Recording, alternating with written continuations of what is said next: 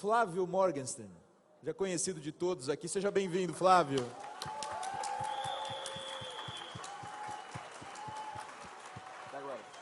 Desculpa, eu estava brincando. Estão me ouvindo? Estão me ouvindo?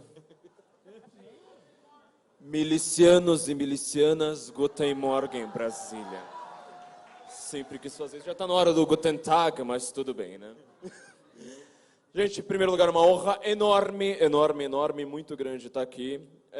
O CIPEC, quando falaram que iriam fazer o CIPEC no Brasil, eu achava que não teria um terço do público. Tudo bem que eu não estou vendo um terço do público, por causa de vocês estão na escuridão aqui. Mas eu fiquei impressionado, a gente não consegue andar aqui. Parabéns a todos os organizadores. Casal maravilhoso que organiza o CIPEC, Felipe aqui que trouxe para a gente. Estou muito feliz aqui, estar com vocês todos. Eu queria falar um pouco a respeito de como a gente pode transmitir ideias conservadoras. Tá? Conservadorismo deixou de ser um palavrão, só que eu acho que nós estamos com alguns problemas que nós precisamos resolver no Brasil, no conservadorismo brasileiro, que é não transmitir estas ideias. Quer dizer, a gente está lá no grupo de Zap da família Silva, tá? Criando briga, com uma linguagem umbigocêntrica, sempre falando o que são os nossos valores. A gente esquece que nossos valores não são os mesmos dos nossos interlocutores. Eu quero falar rapidamente aqui para vocês, na verdade, de uma maneira bastante introdutória, sobre como a gente pode transmitir um pouco dessas ideias. Ou seja, quando nós falamos, por exemplo, em tecnocracia, foi aqui o que o Taiguara falou, lembrei do seu nome de primeira, foi quase, hein? Quando nós falamos de tecnocracia, eu duvido que 1% da população brasileira seja capaz de entender o que raios a gente está falando. É o mesmo problema, por exemplo, quando nós falamos em globalismo, essa palavra que de repente nós adoramos falar, graças, sobretudo, obviamente, ao Olavo de Carvalho, é uma palavra que nós precisamos tomar, assim, explicar de fato, só que a gente está vendo, ninguém entende o que é isso. Eu vou citar um exemplo extremo, que é para ser didático, mas só você lembrar de, por exemplo, Vera Magalhães, essa gênia da humanidade, tá? Esta pessoa assim, mas tão culta, tão inteligente, falando que globalismo é como nós chamamos a globalização. Quer dizer, a gente está aqui no evento da globalização, falando mal de globalismo, eu não sei como essa anta vai tentar conseguir explicar alguma coisa para a gente. Mas, enfim, eu queria explicar para vocês, existe um conceito latino, um conceito de retórica romana, chamado captatio benevolentia, quer dizer, você presume que a sua audiência, a sua plateia, nem sempre vai comungar dos seus valores, ela pode não gostar de você. Quando alguém não gosta de você, você pode dizer 1 mais 1 é igual a 2, essa pessoa vai encontrar um problema no que você acabou de dizer. Pensa, por exemplo, no Levi Fidelix, quando ele disse que órgão excretor não reproduz. Ele foi processado por isso. Você entende? Falar a verdade no Brasil anda rendendo muitos processos. Quando eu queria então que a gente saísse dessa bolha, sabe, furar um pouco essa bolha, transmitir a ideia X da mente de A para a mente de B. Eu quero lembrar, sobretudo, a vocês que a gente precisa um pouco cativar essa audiência. Primeiro, a gente precisa dar atenção. Primeiro eu quero que meu interlocutor, quando eu estiver escrevendo um textão de Facebook, quando eu estiver no grupo de Zap da família Silva, pré-natal, quando você está lá vendo que o pessoal quer da ala militar da família, da ala PSOL da família, vai todo mundo se reunir na mesma mesa, como que a gente pode, pelo menos, sabe, conseguir transmitir algumas ideias básicas sobre o que nós pensamos, né? Como ninguém sabe o que é conservadorismo no Brasil, ninguém sabia até 2013, como disse o Taiguara, simplesmente se dizia, conservadorismo é conservar tudo como está. Eu vou lembrar de ontem, o Eduardo Bolsonaro citou um debate que ele teve com o Guga Chakra. O Guga Chakra foi lá e deu uma carteirada para ele, a típica carteirada. Carteirada é uma maneira de você tentar ter a atenção da pessoa de uma maneira forçada. Você dá uma autoridade ao que você está dizendo, sem precisar argumentar. Você simplesmente fala, mas eu tenho uma carteira, eu tenho um documento aqui. Ele vai lá e fala assim, eu estudo em Colômbia. Eu tenho trabalho na Globo News, tudo bem que aí já decai um pouco, né? Mas eu tenho trabalho na Globo News, eu tenho trabalho no Estadão, não sei mais o quê. Então, tipo, provavelmente deve ser porque o que ele está querendo dizer, o que está por trás disso. Eu não estou usando o exemplo aqui, não é tipo, olha, no CIPEC Brasil estão falando mal do Guga Chakra. Converso com o Guga Chakra, vocês sabem disso. Mas o que eu quero usar é o exemplo, é o que está por trás desse discurso. O que ele está querendo dizer é, não importa o que eu diga, se eu tenho um diploma de Colômbia, eu estou certo. Cadê a argumentação? Cadê o silogismo? Premissa A, premissa B, conclusão. Cadê? Não teve ali. Entendeu? Essa carteirada é o que está mais acontecendo no Brasil. Tá? E você vai ver, o que você aprende em Colômbia? Você aprende algum livro de conservadorismo? Você pegou ali o que o Guga Chakra, eu sei, por exemplo, ele já chamou metade do Oriente Médio ali e falou assim, aqueles são grupos de direita. Você está usando um conceito ocidental, aplicando o Oriente Médio, não explicou nada, você simplesmente diz lá, pronto, é de direita, e se considera um grande analista por isso. Tá, mas eu tenho diploma de Colômbia. A grande questão do conservadorismo é o que estão reclamando da gente, por exemplo, por que você não tem diploma, sabe? Por que as universidades do mundo não estudam vocês? Bom, boa parte dos grandes conservadores do mundo brigavam com as suas próprias universidades, tá? Você vai pensar no Eric Fögling, Eric Van Kunen, Ledin, todos esses caras, Russell Kirk, eu não sei mais o que, eles destruíam todos os seus oponentes. A gente tem que lembrar que a grande ideia de uma universidade, ela é interessantíssima e eu recomendo que todos vocês, sabe, quem tiver um tempo, entra numa faculdade de artes, entra numa faculdade de história, entra numa faculdade de filosofia, a gente precisa dominar essas faculdades, tá? A gente está precisando, assim, na hora de chegar na sala, ter 80% de Olavete ali, entendeu? E quando a gente quando a gente vai pensar por que o modelo acadêmico ele seria interessante, é porque lá, supostamente, você está debatendo. Agora, se você só lê os mesmos livros, você concorda com o seu orientador, e o seu orientador, para conseguir o diploma de orientador, ele concordou com o orientador dele, não adianta você falar que você tem diploma em Colômbia, na prática, tudo que você está dizendo é que sua família é rica. É a única autoridade que você está dando a um discurso como esse, de que você tem um diplomazinho de Colômbia. Eu queria falar que nosso principal inimigo hoje, no jornalismo, tá? No jornalismo, nos grupos de zap, quando a gente posta no Facebook, no Twitter, onde vocês quiserem, é uma coisa chamada linguagem marcada. Vocês sabem o que é linguagem marcada? Linguagem marcada, por exemplo, é quando o jornalista vai lá e coloca um adjetivo para acabar com a neutralidade do discurso. Então, por exemplo, você aparece aqui, olha, vamos supor que tenha um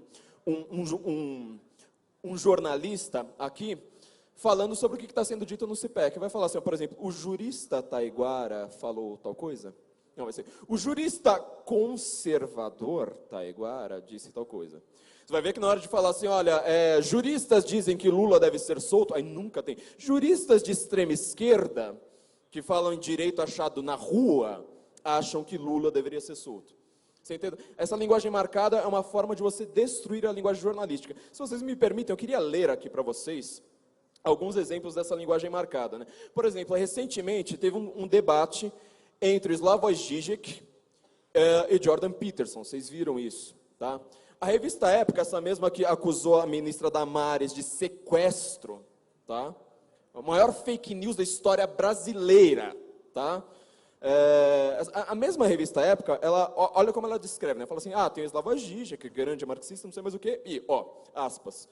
Do outro lado, Jordan Peterson, 56 anos, psicólogo canadense, que ganhou a admiração da alt-right, nova direita radical com forte penetração online. Você já viu o livro do Jordan Peterson, né? Está em qualquer livraria, em primeiro lugar, ele ganhou a admiração da alt-right radical, não sei mais o quê, por suas críticas ao politicamente correto e ao identitarismo. Até aqui está mais ou menos. Acusa os militantes LGBT de totalitarismo e acredita que se alimentar apenas de carne é saudável. Tá? É assim como eles descrevem o Jordan Peterson. Quer dizer, Jordan Peterson ele tem um comentário a respeito de dieta de caçador que não tem nada a ver com se alimentar apenas de carne é saudável. E quando você fala sobre LGBT, ou a redução, sabe? Que é para você não mostrar o argumento da pessoa, você não tenta combater o argumento da pessoa, você simplesmente usa uma figura retórica que fala assim, olha, ele acha que o LGBT ele causa totalitarismo. Não, a gente está falando controle sobre linguagem, se você vai criar um aparato jurídico, judicial, sobre linguagem, forçando todo mundo a ter a sua opinião, como é que isso chama? Você entendeu qual que é a diferença? Eles não argumentam isso, eles nunca pegaram o argumento do Jordan Peterson para falar. Agora, Slavoj Žižek, do outro lado, Slavoj Žižek, para quem leu o meu livro, sabe que ele tem uma super análise sobre como os povos diferentes do planeta fazem cocô. E como você encarar o seu cocô depois que ele cai na privada, ele vai afetar a sua visão metafísica de mundo. Você acha que eles comentaram isso? O Slavoj Žižek, esse grande marxista, ele reclama, por exemplo, que Hitler não foi suficientemente violento. Porque ele só combateu o judeu, quando deveria ter combatido o capitalismo junto. Isso foi mencionado? Não, é só tipo, o grande marxista contra o cara que acha que militante LGBT é totalitário e que acha que só comer carne é saudável. Recentemente também, foi em Ribeirão Preto, na semana passada, eu estava lá, comentaram sobre um simpósio conservador, olha como o Globo diz, né? Estavam confirmados também Rafael Nogueira, que está aqui comigo, estava confirmado Rafael Nogueira, fundador do estúdio revisionista Brasil Paralelo. O Henrique está por aí, eu não vou conseguir te ver, que você está na escuridão abissal, eu estou te vendo ali, ó. Fui promovido, hein? Virei fundador. Fundador, tá pior, né? Ele errou com o fundador. Estúdio revisionista. Essas mesmas reportagens falavam, por exemplo, que o vídeo 1964, o documentário, falava, defende a ditadura. E Antes de ver. Eu não tinha visto ainda o vídeo não tinha saído. Foi o primeiro caso de resenha, assim, futurológica. E revisionista, você sabe o que é revisionista na história, né? Quer dizer, é uma palavra que ela já traz a carga de que você nega o holocausto. Revisionista no mundo é só usado para isso, entendeu? E foi uma palavra usada para se referir àquela historiografia das décadas de 50, 60, 70, justamente marxista, que revisitou a historiografia positivista e outras, né? Sim, exatamente. Então, assim, você vê que a imprensa não argumenta, tá? Quando você joga isso no grupo de zap da família, não tem argumentação. O que você precisa denunciar é justamente essa linguagem marcada, quer dizer, fala assim, peraí, essa palavra aqui tá certa. Isso aqui é o que a gente precisa denunciar com toda a urgência, tá? E não adianta, por exemplo, você usar a palavra, por exemplo, mas isso aqui é das entidades globalistas, tá? Só quem concorda com você só quem vai entender você é quem já concorda com você. E quem discorda de você não vai nem entender, então você precisa explicar lentamente, entendeu? Vamos ter que ser um pouco mais longe. Para a gente explicar, primeira coisa que eu falo para vocês, retoricamente, tira as pessoas da zona de conforto, tá? As pessoas, como elas têm diploma em Colômbia, elas estão na zona de conforto, elas acham que elas já entenderam o mundo inteiro, e elas não estudaram. Qual que é a grande questão, a grande dificuldade de nós, conservadores aqui, todos nós, não é que a gente fugiu da universidade, é que a gente tem que saber mais do que a universidade. Você acha que eu nunca li Foucault, meu filho? Você acha que eu nunca li Marx, Sartre? Um bando de filosofeta de gabinete que qualquer retardado consegue entender, sabe? Você explica Marx em 1 minuto, meu amigo. Dá 2 páginas de Eric Fögling para essa turminha aí, vê se eles conseguem entender, sabe? Aqueles caras que a gente estuda assim com afinco madrugadas adentro, vê se esses caras conseguem entender, sabe? Com um diplomazinho deles. Eu quero usar para vocês, por exemplo, tirar da zona de conforto, eu quero usar justamente o exemplo do aborto. Essa é uma das grandes questões que a gente tem. Como que a gente vai defender a vida, tá? A gente está falando assim, sou contra um assassinato de um bebê. E é difícil você explicar isso hoje. Olha em que mundo que a gente está. Você fala assim, olha, eu sou contra uma mãe assassinar o seu próprio filho. Isso vira uma grande dificuldade, né? Quer dizer, a visão das pessoas é, em primeiro lugar, colocar o movimento pró-vida em oposição ao movimento pró-escolha. O nome correto é pró-morte, entendeu? Esse é o contrário de pró-vida. É pró-matar bebês. Quando você for falar em aborto, lembra, aborto é um eufemismo. É um assassinato. Se alguém entrar na minha casa, eu der um tiro na cara do sujeito, também posso falar, estou abortando uma vida, meu amigo. Aborto público seguro de qualidade?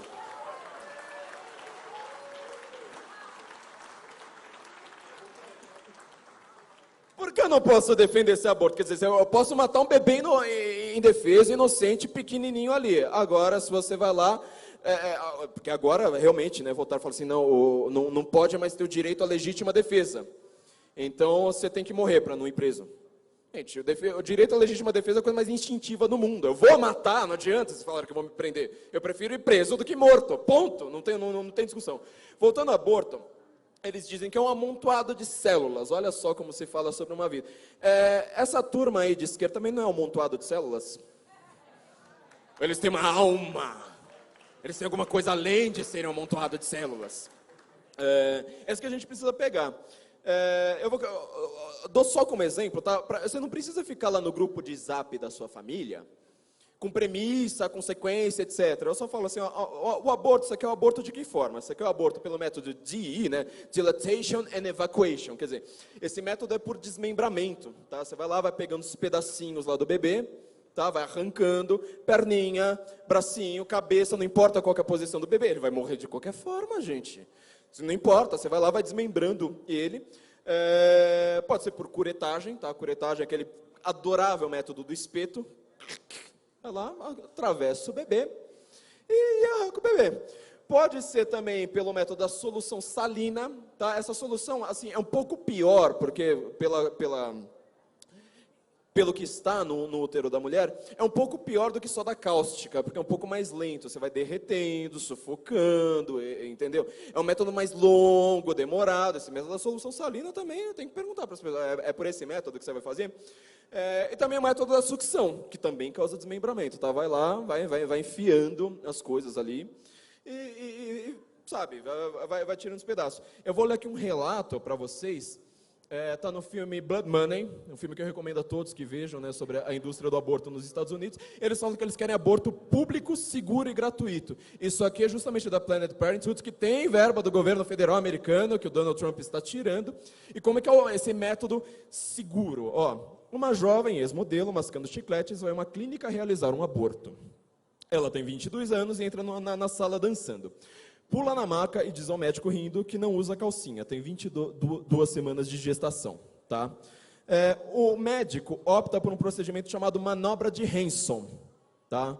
Essa manobra de Hanson, ela consiste em determinar a localização do bebê para mudá-lo de posição. Você vai enfiando a mão ali até achar o bebê e muda de posição para facilitar tudo.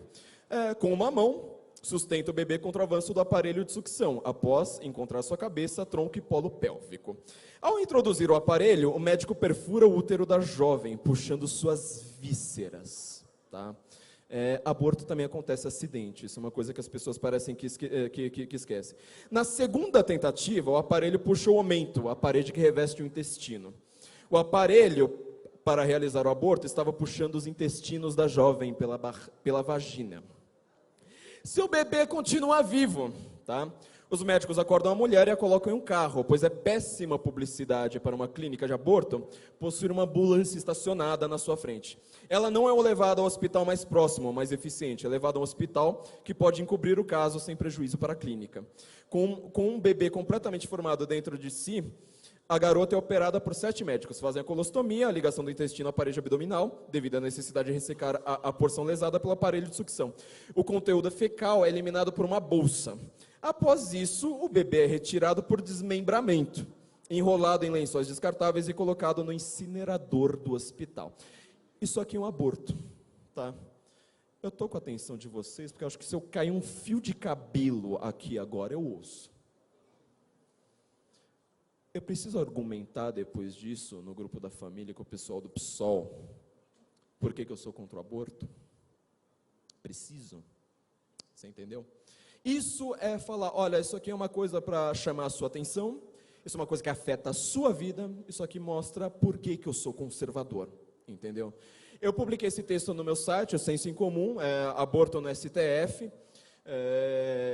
Para vocês terem uma ideia, apesar de eu ter tirado páginas, deixado links sobre como são essas manobras, esse relato, obviamente, ele pode ter sido assim meio romanceado, porque era uma mulher que ela trabalhou numa clínica de aborto por muitos anos, hoje ela faz parte desse documentário, e ela fala contra o aborto. Pode ter o romance que for, mas isso aqui acontece, gente, isso aqui acontece, é um fato da vida. Sabe o que me responderam? Duvido que aborto seja assim. Aborto é assim. Quer dizer, não adianta você ficar no seu eufemismo, falar, não, é aborto, é só, não, é tirar um amontoado de célula. Isso aqui é um aborto, tá? Isso aqui é um aborto. Então, assim, a gente agora precisa chegar no momento de, conseguir a atenção de vocês, estou vendo. Agora eu quero uma mobilização de vocês, já consegui conquistar o coração de vocês. Eu tenho certeza que o pessoal do PSOL, da família, nunca estudou isso aqui, tá? Eles não fazem a menor ideia. Eles acham que aborto, assim, é uma mágica, assim, sai lá, vira uma pombinha, que sai voando. Eu quero mostrar, assim, em primeiro lugar, eu vou discordar um pouco aqui do grande filósofo Roger Scruton, falando que os conservadores são chatos, mas porém estão certos. Nós somos legais pra caramba, tá? É só trazer o pessoal... Tenta conversar com o pessoal do PSOL. Nós somos legais, nós estamos certos. O que a gente precisa associar ao conservadorismo agora, mostrar, na verdade, que nós já estamos associados, são as coisas boas. Quer dizer, nós defendemos isso aqui. Nós somos contra enterrar índiozinho, nós somos contra desmembrar bebês. Nós somos a favor das pessoas se defenderem, nós somos a favor de todas as coisas boas. E vocês escondem, aquela coisa, né? Comunista nunca fala, mas não vou falar de Pol Pot, não vou falar disso. Não, o comunismo ainda vai vir, o grande socialismo que a gente está montando é um novo socialismo. Eu quero mostrar para vocês agora, lembrar, em primeiro lugar, a gente precisa mostrar que a gente tem um conhecimento superior, tá? Isso vale para muitas coisas, inclusive para uma coisa simples como aborto, tá? Não estou falando que vocês precisam ser, todo mundo precisa ser intelectual. Mas conhecer uma coisinha básica dessas, tá? Conhece uma coisinha básica, você joga isso aqui no grupo, acabou a discussão, tá? Acabou, a pessoa foge, etc. Nós temos referências, quer dizer, nós temos referências a algo que essas pessoas não têm, tá? Não adianta só você ter uma boa argumentação, sendo que você não está fazendo uma referência a alguma coisa que essas pessoas ainda não saibam, ainda não tenham pensado. Ter essa referência é muito importante. E tem importância de verdade. Por que, por exemplo, reclamam tanto do Brasil Paralelo, reclamam tanto do Olavo, não sei mais o quê? Ele não tem faculdade, ali não teve um processo seletivo, né? Não teve assim, toda essa dificuldade, não sei mais o quê. Mas peraí, isso significa que qualquer pessoa que não esteja falando dentro de uma universidade é burra, ela está errada, não sei mais o quê? As maiores mentiras que eu ouvi na minha vida não foram no horário político, foi dentro da cidade universitária, porta dentro e não porta fora, tá? Essa é uma coisa que a gente precisa deixar muito claro para todo mundo. E o ponto, assim, para encaminhar para a conclusão, o ponto final é que nós precisamos ser virtuosos. Virtuoso, sabe, virtude, foi a grande contribuição da filosofia medieval para a gente, tá? Foi mostrar para a gente fazer um esquema ali do que são as virtudes, né? Virtudes teologais, virtudes cardinais. Virtudes cardinais são prudência, justiça, fortaleza e temperança. Nós precisamos ser justos, nós precisamos ser exemplos, nós precisamos ser pessoas que sejam admiráveis. Sabe aquele cara de esquerda assim que olha e fala assim, mas espera aí, com esse aqui eu nem vou me meter, né? Não vou discutir se o nazismo é de direita ou não com ele. Entendeu?